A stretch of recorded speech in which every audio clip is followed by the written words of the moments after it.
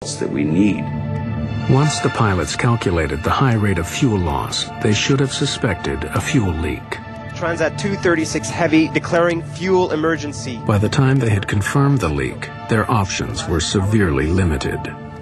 Now they had a choice. Do I close the crossfeed and see what happens, or do I leave the crossfeed open as the fuel imbalance checklist has dictated, and maybe the situation will correct itself? The crew wasn't really sure.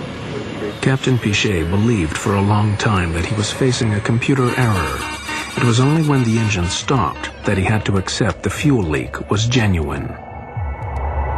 The technological complexity of modern aircraft can help to make them safer and more reliable, but it can also lead to problems that nearly brought catastrophe to Air Transat 236. Discrepancies in replacement parts led to a fuel leak. Distrust of computers led the crew to misread the situation. These errors have huge implications.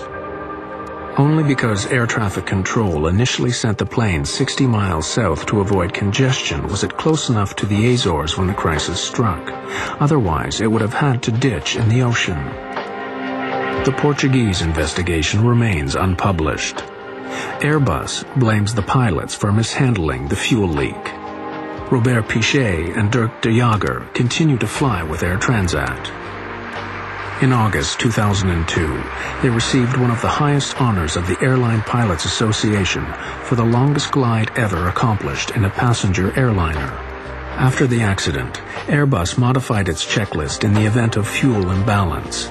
From now on, the computer checks all fuel levels on board against the flight plan. It now gives a clear warning if more fuel is being lost than the engines can consume.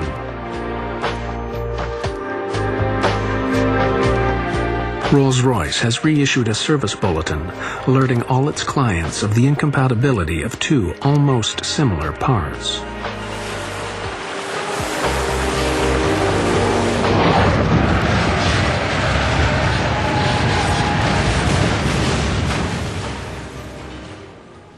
Whatever the circumstances are, the pressure that he was under is tremendous. He got that plane down safely, only blew out 8 of the 12 tires, and saved 300 people.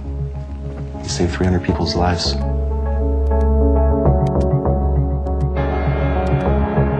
Captain Pichet saved our lives, and whether or not he made an error, or if there was a failure of a computer, it doesn't really matter because we're alive.